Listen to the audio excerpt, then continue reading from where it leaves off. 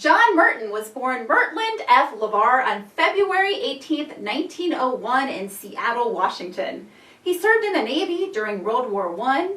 He moved to New York after the war to try out acting and played on Broadway. In 1926, he worked on a couple W.C. Fields films for Paramount's Astoria Pictures on Long Island. In 1932, he packed up his wife and kids and made his way to Hollywood to be a movie star. He worked on Warner Brothers, captured in 1933, and with Laurel and Hardy and Sons of the Desert. He found favor with Cecil B. DeMille, who used him in all of his pictures, starting with Cleopatra and ending with The Ten Commandments, which was Mertin's last film. He was typecast as a heavy in most of the westerns and serials. His first serial was for Universal's Red Ryder in 1934, and then Republic Pictures' Undersea Kingdom in 1936.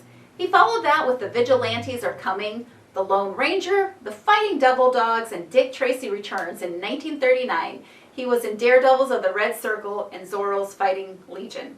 He played Loki the Henchman in Drums of Fu Manchu in 1940. He took on the Green Hornet, and the Green Hornet Strikes Again that same year.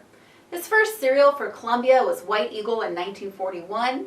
He bounced from studio to studio, taking parts in serials including Sea Raiders for Universal and Don Winslow of the Navy for Republic in 1941, The Adventures of the Flying Cadet for Universal in 1943, Zorro's Black Whip for Republic in 1944, Jungle Queen for Universal in 1945, Brenda Starr Reporter, and Who's Guilty for Columbia, Master Key and Secret Agent X9 for Universal that same year. In 1946, it was Hop Harrigan and Sons of the Guardsmen for Columbia, followed by Jack Armstrong in 1947 and Brick Bradford in 1948. His final serial for Columbia was with George Reeves, also known as Superman, in The Adventures of Sir Galahad. His final serial was with Republic with Radar Patrol vs. Spy King, where he played the chief bad guy in 1949. His career continued on television roles, especially westerns like The Cisco Kid, Hopalong Cassidy, and The Roy Rogers Show.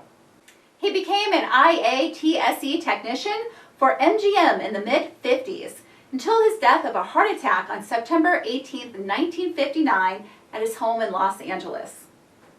Class, there's more to come, so stay tuned.